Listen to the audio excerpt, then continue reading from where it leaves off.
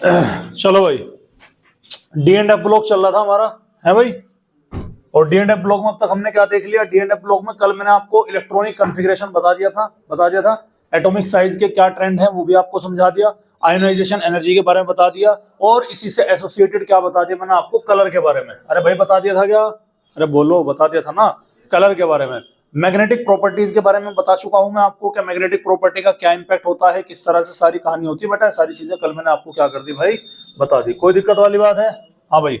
अरे कोई दिक्कत, कोई परेशानी है?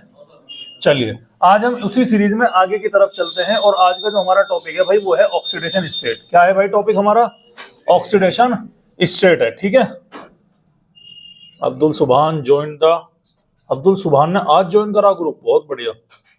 ये तो भाई साहब नमूने हो रहे पूरे। अब जब इन पर लठ बजना शुरू हुआ ना, जब क्या लगा वो अब कर लेंगे ग्रुप ज्वाइन हम। चलो भाई, तो आज हम बात करने वाले हैं ऑक्सीडेशन स्टेट की, और उसी के साथ में आज हमारा ये डी एंड एफ ब्लॉक वाला पोर्शन क्या हो जाएगा? कंप्लीट हो जाएगा। छोटी सी चीज बाकी रह जाएगी, सम इंपोर्टेंट कंपाउंड्स, ठीक है। अगर टाइम लगा तो वैसे लग नहीं पाने का तो आज ही, अदरवाइज क्या करेंगे हम, उसे लास्ट क्लास में हम कवर कर ही लेंगे। तो 3D सीरीज के बारे में बात हो गई। एक्सेप्शंस वगैरह मैंने सारे लिखे हुए हैं, हैंड रिटन के अंदर भी है। हैंड रिटन तो डाले भी मैंने ग्रुप के अंदर, शायद ये डाल दिया ना। हाँ कोई बात नहीं, ठीक है, आज आ जाएंगे हैंड रिटन भी। प्रॉपर्टीज हो गई, एटॉमिक साइज बता दिया। ऑक्सीडेशन स्टेट के बारे में आज क्या करेंगे भाई हम? आज हम ऑक्सीडेशन स्टेट के बारे में बात करें। भाई बातें बंद कर दो, बिल्कुल बातें बंद कर दीजिएगा खामोशी के साथ में। चलिए, तो बेटा ऑक्सीडेशन स्टेट के बारे में हम क्या करेंगे? बात करेंगे। ऑक्सीडेशन स्टेट क्या होती है सबसे पहले आपको समझना है। देखो, दो एटम आपस में जुड़े हुए होंगे, जाहिर सी बात है केमिकल बॉन्ड बनाएंगे कि नहीं बनाएंगे। उन केमिकल बॉन्ड बनाने के दौरान उन दोनों एटम की जो इलेक्ट्रोनेगेटिविटी है वो अलग अलग होगी। आई बात समझ में? जरूरी नहीं है अलग अलग हो, लेकिन बेसिकली क्या होती है, जब भी कोई दो एटम आपस में जुड़ता है तो वो क्या शेयर करते हैं? वो शेयर करते हैं इलेक्ट्रॉन पेयर को, जिसे हम क्या बोलते हैं? बॉन्ड पेयर के नाम से जानते हैं। समझ में आ रही बात? अब इनमें डिपेंड करता है कि किस एलिमेंट की ज्यादा ताकत है, किसकी कम ताकत है। तो जब एटम कंबाइंड स्टेट में होता है, तो कंबाइंड स्टेट में जो एटम के ऊपर चार्ज डेवलप होता है, उसी डेवलप्ड चार्ज को हम क्या बोलते हैं भाई? ऑक्सीडेशन स्टेट बोलते हैं। और ये बड़ी स्पेसिफिक प्रॉपर्टी है डी ब्लॉक कंपाउंड की। डी ब्लॉक कंपाउंड की जो ऑक्सीडेशन स्टेट होती है वो होती है बेटा आपकी वेरिएबल। कैसी ऑक्सीडेशन स्टेट है भाई इसकी? वेरिएबल। वेरिएबल का मतलब समझते हैं ना, इसे आप फिक्स नहीं कर सकते। क्या बोला भाई मैंने? वेरिएबल। वेरिएबल का मतलब क्या है कि आप इसको क्या नहीं कर सकते हो भाई? फिक्स नहीं कर सकते। ये जो ऑक्सीडेशन स्टेट है आपकी, ये ऑक्सीडेशन स्टेट आपकी कंबाइंड स्टेट में डेवलप होती है, और एक से ज्यादा तरह की ऑक्सीडेशन स्टेट शो करता है। रेंज की मैं बात करूं तो रेंज कहां से कहां तक जाएगी? +2, और मैं अगर मोर करेक्ट अगर मैं बोलूं तो +1 से +7 तक क्या जा सकती है? ये ऑक्सीडेशन स्टेट जा सकती है। और ऐसा नहीं है कि अलग अलग एलिमेंट की फिक्स है, एक ही एलिमेंट एक से ज्यादा टाइप की ऑक्सीडेशन स्टेट शो कर सकता है। जैसे मैं बात करूं मैंगनीज की, तो मैंगनीज आपके +7 तक ऑक्सीडेशन स्टेट शो करेगा। इसका मतलब ये नहीं कि मैंगनीज की ऑक्सीडेशन स्टेट +7 है, इसका मतलब ये हुआ कि मैंगनीज +2, +3, +4, +5, +6 और +7 तक ऑक्सीडेशन स्टेट को शो करने वाला है, ठीक है। कॉपर है, कॉपर आपका +1, +2 को शो करेगा। हरी बात समझ में? स्कैंडियम, देखो स्कैंडियम एक ऐसा ट्रांजिशन एलिमेंट है जो क्या शो नहीं करता? जो बिल्कुल भी वेरिएबल ऑक्सीडेशन स्टेट शो नहीं करेगा। स्कैंडियम की ऑक्सीडेशन स्टेट ऑलवेज कितनी होगी भैया? +3 होगी। ये आपने क्या रखना है? याद रखना है। बहुत इंपॉर्टेंट बात मैं आपको कुछ यहाँ पर समझाने जाऊंगा, समझ में आ रही बात? बाकी जितने भी आपके एलिमेंट है, जितने भी आपके एलिमेंट नहीं बोलूंगा, जितने भी आपके ट्रांजिशन एलिमेंट है, उन सभी ट्रांजिशन एलिमेंट की ऑक्सीडेशन स्टेट क्या होगी भैया? हमेशा वेरिएबल निकल करके आएगी। समझ में आ रही बात? अगर मैं बात करता हूं 3D सीरीज के अंदर, तो 3D सीरीज कौन कौन सी हमारी? Scandium, titanium, vanadium, chromium, manganese, iron, यही है क्या भाई? कोबाल्ट, निकल, कॉपर और जिंक, ठीक है। टाइटेनियम से लेकर के कॉपर तक इन सभी की ऑक्सीडेशन स्टेट क्या है भैया? इन सभी की वेरिएबल है। मैं 3D सीरीज की बात कर रहा हूं, ठीक है। स्कैंडियम की ऑलवेज कितनी शो होगी भैया? +3 होगी। और जिंक ऑलवेज कितनी शो करेगा भाई? +2 शो करेगा। ये फिक्स है। जिंक हमेशा कितनी शो करेगा? कंबाइंड स्टेट में +2 की शो करेगा। स्कैंडियम हमेशा कितनी शो करेगा भाई? +3 की ऑक्सीडेशन स्टेट को शो करता है। समझ में आ रही बात आपको? क्लियर है? तो यहां पर इसके अलावा जितने भी सारे आपके एलिमेंट यहां पर आपको दिखाई पड़ रहे हैं, टाइटेनियम से लेकर के कॉपर तक, सभी की ऑक्सीडेशन स्टेट कैसी होगी? वेरिएबल होगी। एक एमसीक्यू आया था, वो मैं आपसे पूछता हूं। एमसीक्यू बताता हूं कि which of the following element, which of the following, WOF का मतलब क्या है? Which of the following, which of the following element do not, bye बदतमीज, चलिएगा।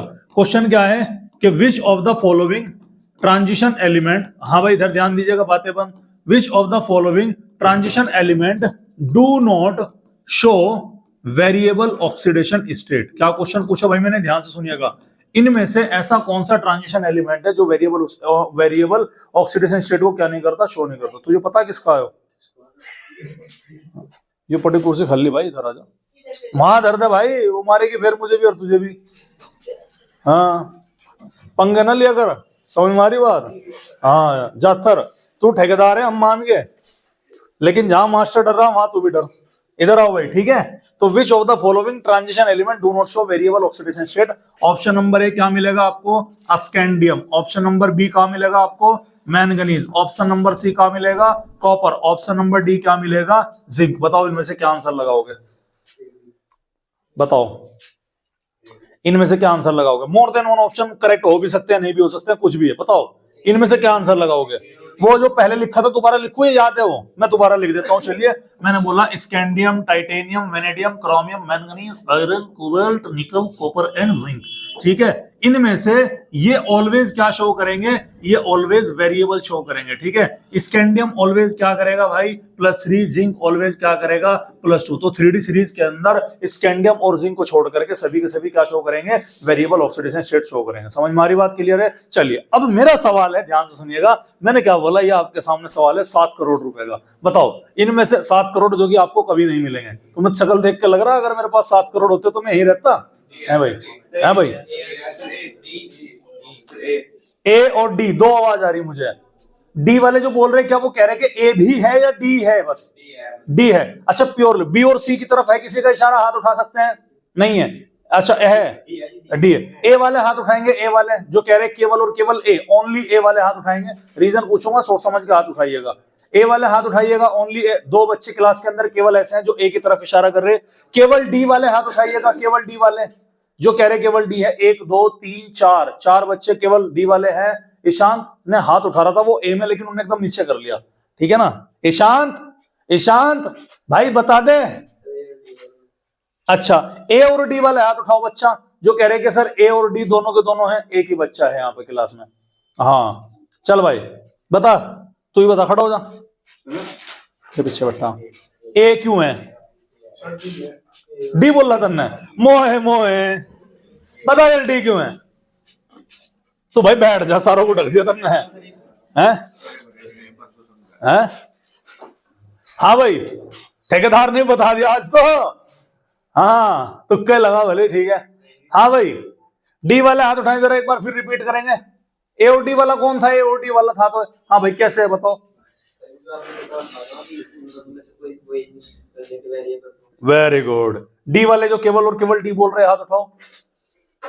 देख अभी तो था एक, देखे धोखा देगा बेटा तुझे, पलटी मार गए। डी वाले 3 4 थे। मम्मी का समय जिसने पहले हाथ उठाया था दोबारा उठाओ। हाँ डी पे अब उठाना, देख हाँ। ए वाले हाथ उठाओ बेटा। ए क्यों है? वेरी गुड, ताली बजाओ इस बच्ची के लिए, ताली बजाओ, बस ताली बजाओ भाई, ताली बजाओ, ताली, शाबाश। डर लगा गया एकदम से, क्या कर दिया मास्टर ने? है भाई? सॉरी यार, मैं बेटे स्कूल की क्लास है जो क्या नुको घुस जाऊं। आजा अंदर आ जा। अरे बहुत जगह तू अंदर तो आ, अंदर लो इसे, पेल लो इस पे, स्टूल उठा ले, स्टूल उठा ले। खाना वाना खा के आगे बेटे? बहुत बढ़िया। क्या खा गया? आए हाय मैं खाली पेट हूं आज, ऐसी चीजों के नाम मत लो। हाँ भाई कॉमन सेंस लगाओ। मैंने क्या बोला क्वेश्चन मैंने जब अभी ऑक्सीडेशन स्टेट पढ़ाया, मैंने कहीं नहीं बोला, मैंने वर्ड मेरे ध्यान सुनिए, मैंने कहा कि 3D सीरीज के अंदर, अब भाई चुप हो जाओ, मैंने क्या बोला? मैंने बोला कि 3D सीरीज के अंदर स्कैंडियम और जिंक वेरिएबल स्टेट शो नहीं कर। मैंने ट्रांजिशन नहीं बोला, मैंने क्या बोला यहाँ पर? 3D सीरीज बोला। लेकिन दूसरी लाइन में मैंने तभी करेक्ट क्या करा? दूसरी लाइन में मैंने बोला कि ट्रांजिशन एलिमेंट में ओनली स्कैंडियम जो कि क्या शो करेगा? +3। देखो हेर फेर हो गया, गलत हो जाता, नहीं हो जाता, ध्यान से। जिंक क्यों नहीं होनेगा? अरे सर जिंक चाचा यहाँ पर सूडो ट्रांजिशन है भाई, ट्रांजिशन तो है ही नहीं। तो आंसर क्या जाएगा हमारा? आंसर जाएगा स्कैंडियम। सूडो ट्रांजिशन क्यों है सर? क्योंकि ट्रांजिशन एलिमेंट वो एलिमेंट होते हैं जिनका लास्ट इलेक्ट्रॉन डी सबशेल में क्या करेगा? एंटर करेगा। और जिंक के कंप्लीट रिफिल सबशेल होने के कारण पहले केवल क्लास में एक ही बच्चे ने हाथ उठाया था ए पे, एक और एक दो ने हाथ उठा रखा था ए पे, बाकी सारों का दिमाग बाद में चला। पर मुझे अच्छा लगा जैसे भी क्लास के अंदर बात फैली, बहुत बढ़िया भाई। अच्छा लिख रहा क्या कहीं पे? 1 मिनट रुक जाओ। हाँ मुझे असल में तुम्हारे पे शक हो कभी कभी, तो तुम सही बता दो कि तुम ही हो क्या। कहीं को लिख तो नहीं रहा है? नहीं लिख नहीं रहा, चलिएगा कोई दिक्कत नहीं। अरे कोई दिक्कत वाली बात है, सवाल गलत तो नहीं करने का, क्लियर है। ये सवाल इसलिए दिया ताकि ट्रांजिशन एलिमेंट है उसमें, बाकी में आपको क्या पता रहे, चीजें पता रहे। तो जिंक क्या है भैया, +7 है, मैंगनीज +2 से +7 शो करेगा, कॉपर जो है वो +1 और +2 को शो करता है, याद रखिएगा, ठीक है। जहां तक मुझे लग रहा है कि इसमें है ऑक्सीडेशन स्टेट वाला नहीं है, चलिएगा। चलो भैया इधर ध्यान दीजिएगा। अच्छा वाह, किसका फोन था? दोस्त भाई साहब, तन्ने फोन क्यों उठाया?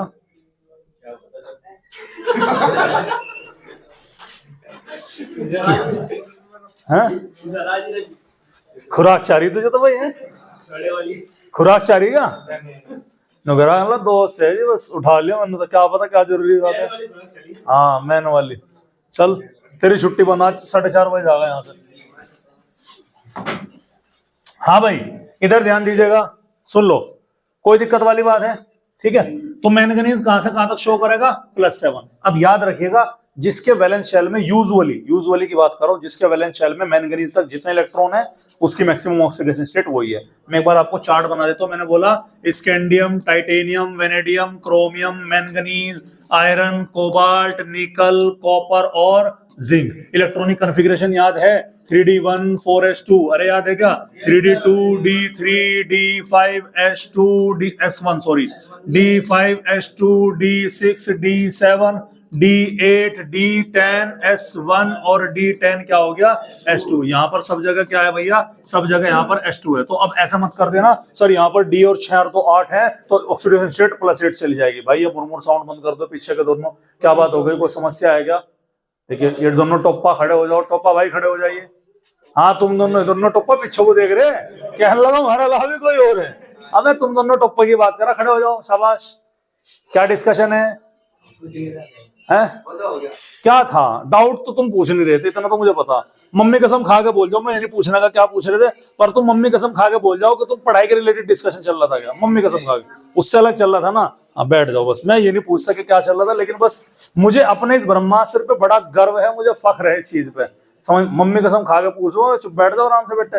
हाँ और पैर पे पैर, अच्छा पर तुम तो सच बोल दिया, कोई दिक्कत नहीं है। हाँ भाई अब देखो कितने इलेक्ट्रॉन है, 3, तो ये क्या है +3 और ये क्या है भैया आपका मैक्सिमम +2। ये क्या हो गया +1 +2, ये क्या हो गया आपका +2 +3, ये क्या हो गया +2 +3 +4 +5 +6 और +7। क्रोमियम का +2 +3 +4 +5 +6, इसका +2 +3 +4 +5, इसका +2 +3 +4। समझ में आ रही बात? ये +7 आ गया, ठीक है। इधर क्या आ गया भैया आयरन का +2 +3, कभी कभी +4 भी दिखा सकता है अगर गले खराब चल रहे, ठीक है। उसके अलावा कोबाल्ट का +2 +3, निकल यूजुअली +2 होता है, कॉपर +1 +2 होता है, और ये आपका ये आ गया, ठीक है।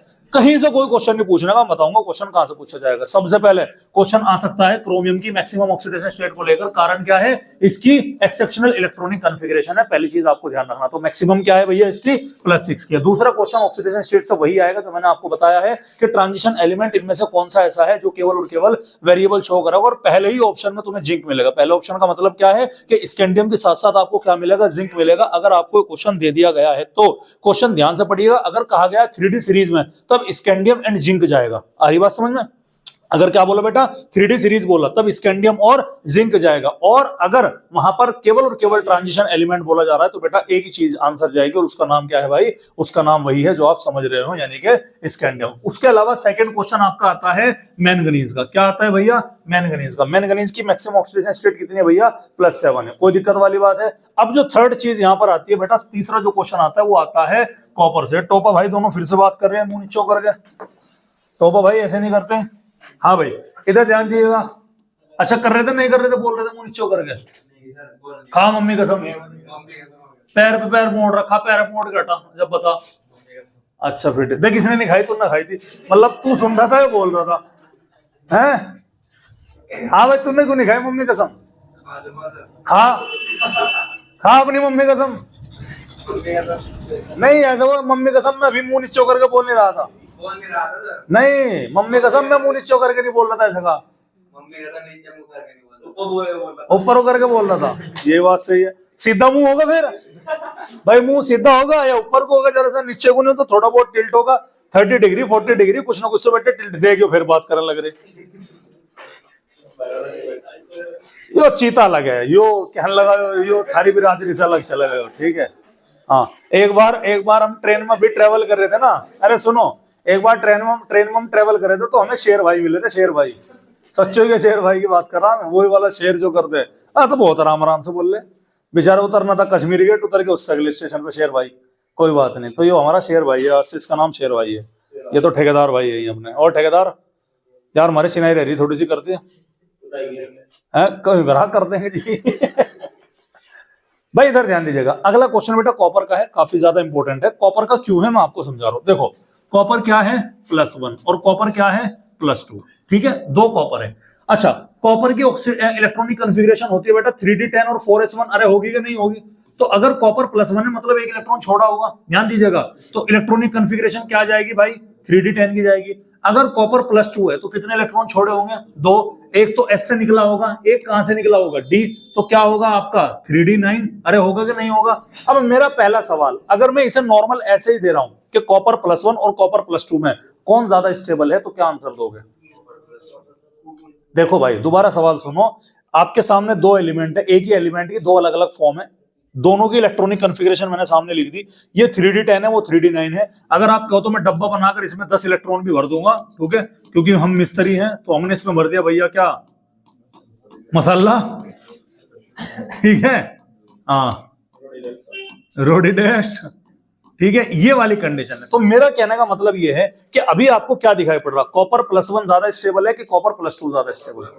कॉपर +1 ज्यादा स्टेबल है, कोई दिक्कत वाली बात है अंडर नॉर्मल कंडीशन। लेकिन जैसे ही आप कॉपर के किसी सोल्ट को या कॉपर को कहां डालते हैं, कॉपर +1 का कोई भी सोल्ट कहां डालोगे, पानी के अंदर डालोगे। कहां डालोगे भाई, पानी के अंदर डालोगे, तो कॉपर +1 तुरंत किसमें कन्वर्ट हो जाता है भैया, ये कॉपर +2 के अंदर कन्वर्ट हो जाएगा, याद रखिएगा। समझ में आ रही बात आपको? ये क्वेश्चन यहां पर निकल के आता है, क्योंकि बच्चों के मन में सवाल आता है इलेक्ट्रॉनिक कॉन्फ़िगरेशन से। बच्चों ने बोला अरे भैया कि हमारा यहाँ पर कॉपर +1 3d10 है, कॉपर +2 3d9 है, तो क्या स्टेबल होगा, कॉपर +1 स्टेबल होगा? अरे होगा नहीं होगा। लेकिन क्वेश्चन आता है कि एक्वस मीडियम में, वर्ड ध्यान से सुनिएगा, एक्वस मीडियम में कॉपर +1 ज्यादा स्टेबल, कॉपर +2 ज्यादा स्टेबल है एज कंपेयर टू कॉपर +1। तो इसका रीजन आपको क्या बताना है, मैं बता रहा हूं। सबसे पहला रीजन जो आपको यहाँ पर ध्यान रखना है वो ये कि एक्वस मीडियम में कॉपर +1 जो है वो डिस्प्रपोर्शनेशन रिएक्शन को शो करता है। कौन सी रिएक्शन को शो करेगा? Disproportionation reaction. वो रिएक्शन होती है जिसमें एक ही स्पीसीज का ऑक्सीडेशन होगा और एक स्पीसीज का क्या होता है, रिडक्शन होता है। तो जब आप कॉपर प्लस को, दो मॉलिक्यूल कॉपर +1 के लेते हैं, तो +1 से +2 पर गया, और साथ ही साथ कॉपर सॉलिड, इसकी ऑक्सीडेशन स्टेट 0, इसकी +2 और इसकी क्या हुई +1। तो +1 से क्या गया +2, इसको हमने क्या नाम दिया भाई, ऑक्सीडेशन का। +1 से कहां गया 0, इसको हमने क्या नाम दिया, रिडक्शन का।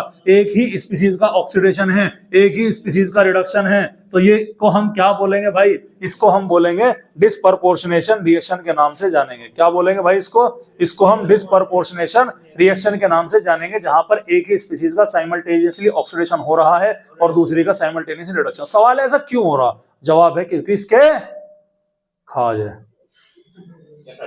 हाँ, जो बहुत बड़ी बीमारी है, खाज की बीमारी। मजाक ना समझो मेरी बात को मेरे भाई, एक हाथ रहेगा खाने में, दूसरा खुजाना रहा, और रिक्शे पे करते नहीं फिरता, नहीं करता हो, सुना नहीं होता है। हाँ, मजाक ना समझो मेरी बात का, ठीक है। अरे वो है तो यार, वो रिक्शे में बेचो जा, आ जाओ मेरे भाई दोस्तों बुजुर्गों, दांत खाज की दवाई बेच रहा हूं, आ जाओ, ठीक है भाई, क्योंकि इसके क्या है, खाज है। नहीं, रीजन बताता हूं क्या है। अरे भाई सुन लो, एक्वस मीडियम में कॉपर +2 आयन की हाइड्रेशन एनर्जी ज्यादा होती है एज कंपेयर टू कॉपर +1 के आयन। बस इतना याद रखिएगा।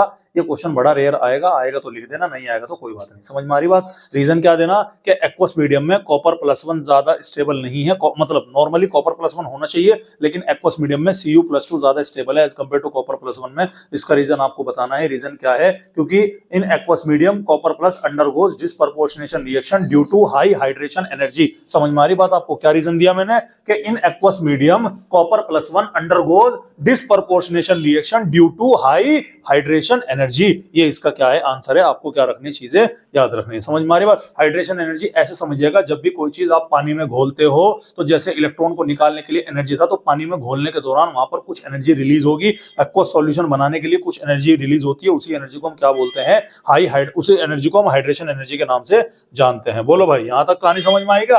क्लियर है? चलिए, अब ये तो थी हमारी ऑक्सीडेशन स्टेट की कहानी। अब सवाल ये आता है, सर आखिर ऐसा क्या हुआ कि जिसकी वजह से ऑक्सीडेशन स्टेट जो है इतनी वेरिएबल शो हुई? भाई मैंगनीज +7 तक जा रहा है, कुछ ना कुछ तो रीजन होगा। ऑक्सीडेशन स्टेट बेसिकली क्या है, कंबाइंड स्टेट में, ध्यान से सुनिएगा। देखो, एक आपका कौन सा ऑर्बिटल है, n-1d है, और एक कौन सा है आपका ns है। इन दोनों की एनर्जी लगभग बराबर होने के कारण less energy gap between n-1d and ns orbital क्या होता है, ट्रांजिशन एलिमेंट यहां से भी एनर्जी में पार्टिसिपेट कर लेगा बॉन्ड बनाने में, और यहां से भी पार्टिसिपेट कर लेता है। नतीजा कि वेरिएबल ऑक्सीडेशन स्टेट यहां पर शो होती है। क्वेश्चन पूछा जा सकता है, what is the reason of variable oxidation state of d block element? उसका रीजन क्या देना है कि due to less gap between n-1d orbital and ns orbital, इन दोनों के बीच में काफी ज्यादा कह सकते हैं कि इन दोनों की जो एनर्जी है वो ऑलमोस्ट क्या होती है भाई, वो ऑलमोस्ट सिमिलर होती है, और ऑलमोस्ट सिमिलर एनर्जी होने के कारण यहां पर इस तरह की चीजें होती हुई दिखाई पड़ती हैं। समझ में आ रही बेटा बात आपके? तो ये था हमारा किसके बारे में, ये थी हमारी ऑक्सीडेशन स्टेट के बारे में। उसके अलावा इलेक्ट्रोड पोटेंशियल में ऑलरेडी आपको पढ़ा चुका हूं कि ऊपर से नीचे आने पर इलेक्ट्रोड पोटेंशियल, भाई आपको पता था कॉपर का कुछ निकला था, जिंक का कुछ निकला था। इलेक्ट्रोड पोटेंशियल मेजर होता है स्टैंडर्ड रिडक्शन पोटेंशियल में। अगर उसका रिडक्शन एसआरपी की वैल्यू क्या होगी, हाई होगी, तो उसका क्या होगा, रिडक्शन होगा। अरे होगा नहीं होगा? और वो कैसे यूज करेंगे हम, वो कैथोड के तौर पर यूज करते हैं, भूले तो नहीं ना। अगर एसआरपी की वैल्यू क्या होगी, लो होगी, तो उसका क्या चलेगा भाई, ऑक्सीडेशन होगा। उसको हम कैसे यूज करेंगे, एनोड, जिसका ऑक्सीडेशन होगा, जिसका खुद का ऑक्सीडेशन होगा, मतलब सामने वाले का रिडक्शन कराएगा नहीं कराएगा, तो वो अच्छा खासा क्या होगा, वो अच्छा खासा रिड्यूसिंग एजेंट होगा। क्वेश्चन बनता है कि which of the following is good reducing agent, मतलब पूछा गया है कि अच्छा रिड्यूसिंग एजेंट कौन सा है, यानी जिसकी एसआरपी की वैल्यू सबसे कम होगी वो सबसे बढ़िया रिड्यूसिंग एजेंट होगा, याद रखिएगा। ठीक है, ये एसआरपी की वैल्यू हाई है, रिडक्शन यानी कि खुद का रिडक्शन कराएगा तो सामने वाले का क्या कराएगा, ऑक्सीडेशन, तो इसे हम क्या बोलेंगे, ऑक्सीडाइजिंग एजेंट बोलेंगे। क्वेश्चन पूछा जा सकता है कि which of the following is best oxidising agent. 4 option आपको दे दिए, तो आंसर में क्या पकड़ना है कि जिसकी एसआरपी की वैल्यू सबसे ज्यादा होगी उसका क्या है, उसका आपके जिसके एसआरपी की वैल्यू सबसे ज्यादा होगी वो सबसे बढ़िया ऑक्सीडाइजिंग एजेंट होगा, याद रखना। ठीक है, क्लियर है? अरे कोई दिक्कत वाली बात है? चलिएगा, तो ये थी हमारी कहानी किसकी, ये थी हमारी इलेक्ट्रोड पोटेंशियल को, जिसको हम ऑलरेडी देख चुके हैं। देखो, कॉपर वाली कहानी ऑलरेडी यहाँ पर लिखी हुई है, कॉपर +2 ज्यादा स्टेबल है कॉपर +1 में, जबकि होना क्या चाहिए था, +1 होना चाहिए था।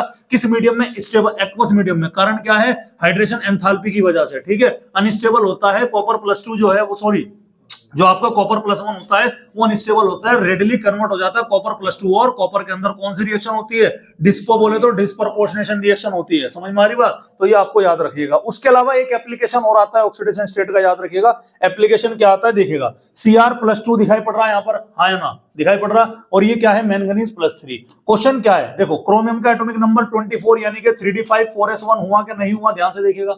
मैंगनीज का एटॉमिक नंबर 23 मतलब 3d5 हुआ कि नहीं हुआ। इसने कितने इलेक्ट्रॉन लूज करे, 2, तो 2 इलेक्ट्रॉन में एक तो s का गया, एक d का गया, तो कॉन्फ़िगरेशन क्या बनी, 3d4 बनेगी नहीं बनेगी। इसने कितने लूज करे, 3 में 2 इसका गया, एक इसका गया, कॉन्फ़िगरेशन क्या आ गया, 3d4। तो ये क्वेश्चन पूछा जाता है कि Cr+2 और मैंगनीज +3, इसके जैसे कुछ और भी दे सकता है वो, लेकिन बेसिकली Cr+2 और मैंगनीज +3 ये दोनों ही की कॉन्फ़िगरेशन सेम है, हाँ या ना, सेम है ना, 3d4 स्टिल Cr+2 क्या है भैया, ये रिड्यूसिंग एजेंट है, रिड्यूसिंग होता है, और Mn+3 क्या होता है भाई, ये ऑक्सीडाइजिंग होता है। ये आपसे सवाल पूछा जाता है, समझ में आ रही बात आपके? तो सवाल क्या पूछा गया, सवाल ये पूछा गया कि दोनों की कॉन्फ़िगरेशन सेम है तो दोनों की केमिकल नेचर भी सेम होनी चाहिए थी ना भाई। जब दोनों तुम सेम हो तो दोनों की केमिकल नेचर सेम। उसके बाद में भी पूछा गया है कि स्टिल यहाँ पर इलेक्ट्रॉनिक कॉन्फ़िगरेशन सेम होने की वजह से इनकी क्या है, Cr+2 रिड्यूसिंग की तरह से एक्ट करेगा, और Mn+3 किसकी तरह से एक्ट करेगा, ऑक्सीडाइजिंग की तरह से एक्ट करता है। अब इसके बारे में कहानी समझते हैं। ऑक्सीडाइजिंग का मतलब क्या है, ध्यान सुनिएगा। ऑक्सीडाइजिंग का मतलब क्या है, जो सामने वाले का क्या करा देगा, ऑक्सीडेशन करा देगा। तो खुद का क्या कराएगा, रिडक्शन। रिडक्शन का मतलब gain of electron, common sense की बात है, यानी कि मैंगनीज +3 से किसमें कन्वर्ट होना पसंद करेगा, बहुत तेजी के साथ में मैंगनीज +2 के अंदर कन्वर्ट होना पसंद करेगा। क्यों करेगा, एक इलेक्ट्रॉन ज्यादा अच्छे से लेगा, यानी कि ऑक्सीडाइजिंग एजेंट क्यों होगा, क्योंकि इसकी कॉन्फ़िगरेशन 3d4 है और ये क्या है आपका 3d5, और 3d5 से तो आप अच्छी तरह वाकिफ हो, एक्स्ट्रा स्टेबल है, तो इस वजह से सारा का सारा खेल होता है। तो यहाँ पर पूरा का पूरा डिटेल लिखा हुआ है, और जो आपके हैंड रिटन नोट्स है उसमें और अच्छे से लिख रखा है मैंने, ठीक है। तो क्या है भैया, मैंगनीज का एटॉमिक नंबर कितना है 25, जनरल इलेक्ट्रॉनिक कॉन्फ़िगरेशन ये, +3 के केस में क्या आ गए 3d4 आ गए। ये 3d4 तुरंत कन्वर्ट होगी किसके अंदर, 3d5, और कन्वर्ट हो जाएगा किसके अंदर, मैंगनीज +2। कारण क्या है, कारण है कि half field, exact half filled orbital होने की वजह से यहाँ पर ये चीज क्या हो जाती है, एक्स्ट्रा स्टेबल हो जाती है। दैट्स व्हाई कि Mn+3 रेडिली क्या हो जाता है, रिड्यूस हो जाता है, मतलब वो क्या कहलाया जाएगा, आपका ऑक्सीडाइजिंग एजेंट कहलाया जाएगा। जबकि जो आपका क्रोमियम है वो 3d4 से अपने आप को कहां चेंज करता है, वो 3d3 के अंदर चेंज करता है। समझ में आ रही बात, किसमें चेंज करेगा भाई,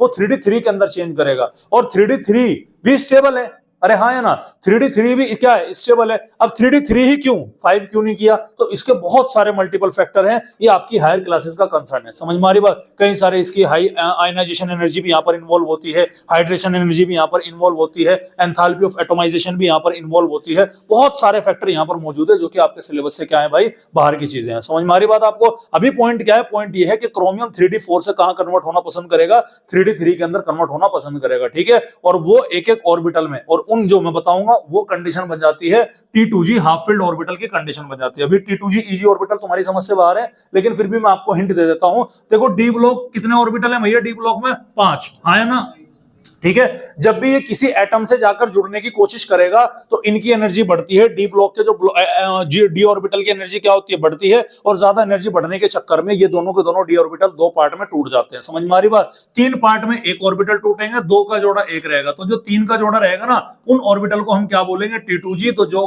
2 का जोड़ा रहेगा उनको हम बोलेंगे EG बोलेंगे। समझ में आ रही बात, क्योंकि अब ये क्या है, अब ये डी ऑर्बिटल तो है लेकिन स्प्लिटेड है, हाँ या ना। तो स्प्लिटेड होने की वजह से ये क्या है, 1 2 3 3 इलेक्ट्रॉन यहां पर आ जाते हैं, तो हाफ फील्ड T2G ऑर्बिटल वाली कंडीशन यहां पर बन जाती है। तो इसीलिए ये क्या करेगा, ये अपना एक इलेक्ट्रॉन और छोड़ करके इस स्टेट में आने की कोशिश करेगा। दैट्स व्हाई कि यहां पर ये क्या करेगा, ऑक्सीडेशन करता है, दैट मींस सामने वाले को क्या कराएगा, रिडक्शन कराएगा, इसीलिए अच्छा क्या कहलाया जाएगा, रिड्यूसिंग एजेंट होगा। ये चीज आपने क्या रखनी है भाई, यहां पर याद रखनी है। अरे बोलो भाई, समझ में आ रही कि नहीं आ रही बात। उसके अलावा एप्लीकेशन और है ऑक्सीडेशन स्टेट का, तो जो आपके मेटल ऑक्साइड होंगे ना, जो लोअर ऑक्सीडेशन स्टेट होगी जिसकी, वो क्या होगा, वो बेसिक होगा, हायर वाला एसिडिक होगा, इंटरमीडिएट का क्या होगा, एम्फोटेरिक होगा। एग्जांपल देता हूं, मैंने बोला MnO, Mn2O3, आई बात समझ, 3 दूनी 6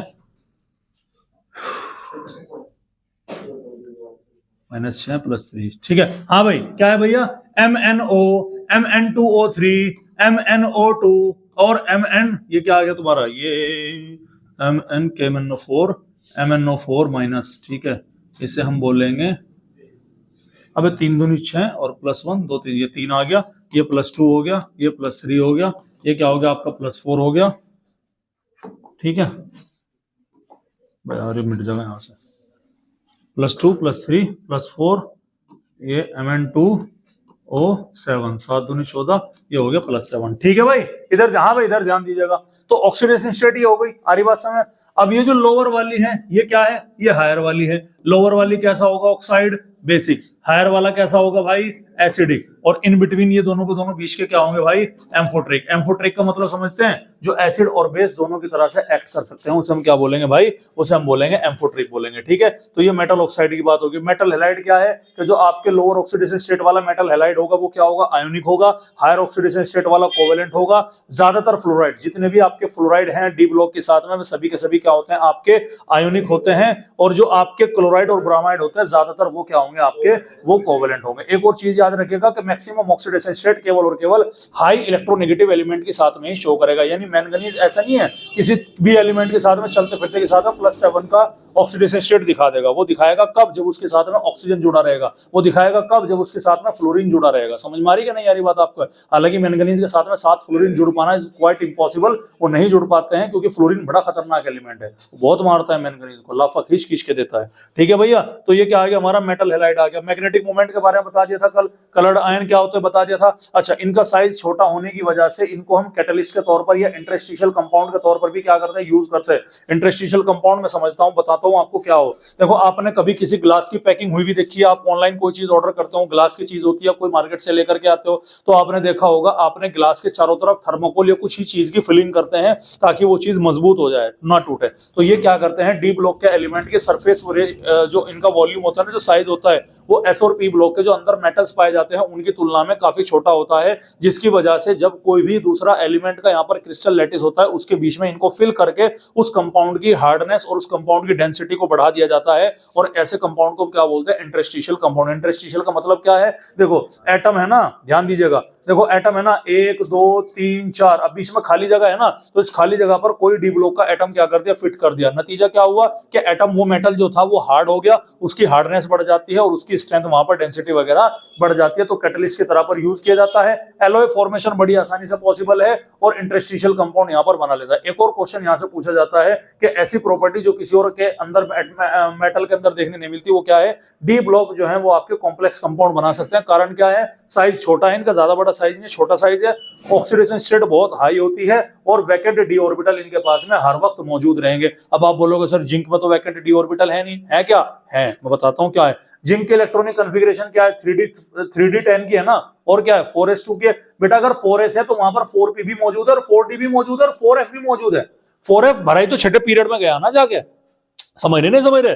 3d ऑर्बिटल थर्ड शेल जैसे ही आया, थर्ड पीरियड वाले जितने भी एलिमेंट है सबके पास में डी ऑर्बिटल है, समझ मारी बात। 3d है लेकिन वो भरा कब जा रहा, फोर्थ में जा रहा। फोर्थ वालों के पास में 3d तो मौजूद है, उनके पास में 4d 4f भी है, तो 4d कब भरा जाएगा, वो भरा जाएगा आपके 5th पीरियड में भरा जाएगा। समझ रहे नहीं समझ रहे। तो भले ही इसका तुम्हारा फुलफिल्ड है लेकिन ये d तो खाली है नहीं है, तो यहाँ पर d भी खाली है, p भी खाली है, तो यहाँ पर क्या है, वैकेंट ऑर्बिटल होने की वजह से ये क्या बना लेते हैं भैया, ये यहाँ पर हमारा कॉम्प्लेक्स कंपाउंड की फॉर्मेशन करते हुए नजर आते हैं। ठीक है, क्लियर है। उसके अलावा ये मैंने आपको बता दिया रिडक्शन पोटेंशियल से ऑक्सीडाइजिंग एजेंट और रिड्यूसिंग एजेंट कैसे कैलकुलेट करना है, वो ऑलरेडी मैंने आपको यहाँ पर क्या कर दी, बता दी। अब अगली क्लास में कल हम बात करेंगे भाई एफ ब्लॉक के बारे में, और कल आपका फॉर श्योर ये चैप्टर क्या हो जाएगा, कंप्लीट हो जाएगा। तो डी ब्लॉक में कितने दिन लगे भैया, 4 दिन लग गए, नहीं लग गए। आज तीसरा दिन था ना डी ब्लॉक का। सेकंड लेक्चर ऑलरेडी अपलोडेड हो चुका है। अब उस सेकंड लेक्चर की और फर्स्ट लेक्चर की आज शाम को आपको क्या मिलेगी भैया, डेली प्रैक्टिस पेपर डीपीपी आपको मिलने वाली है। उस डीपीपी को बराए मेहरबानी सॉल्व कर लीजिएगा। डीपीपी बनकर तैयार ऑलमोस्ट हो गई है, एक आध क्वेश्चन और एड ऑन उसके अंदर अभी बाकी है। ठीक है, इलेक्ट्रोकेमिस्ट्री की डीपीपी ऑलरेडी आपके पास में आ चुकी है, चारों के चारों लेक्चर की। आगे नहीं आ गई तो भैया उस डीपीपी को अपना सॉल्व करें, और सैटरडे में संडे में आपका इलेक्ट्रोकेमिस्ट्री का भी टेस्ट होगा और आपका क्लासेस भी चलेंगे। और इसी के साथ हमारे आज के मुख्य समाचार क्या हुए, समाप्त हुए। नमस्कार। कृपया इसे बंद कर दें, सब बंद तो कर दे यार, सोतुराम तुझे तो करा बंद कर दे से।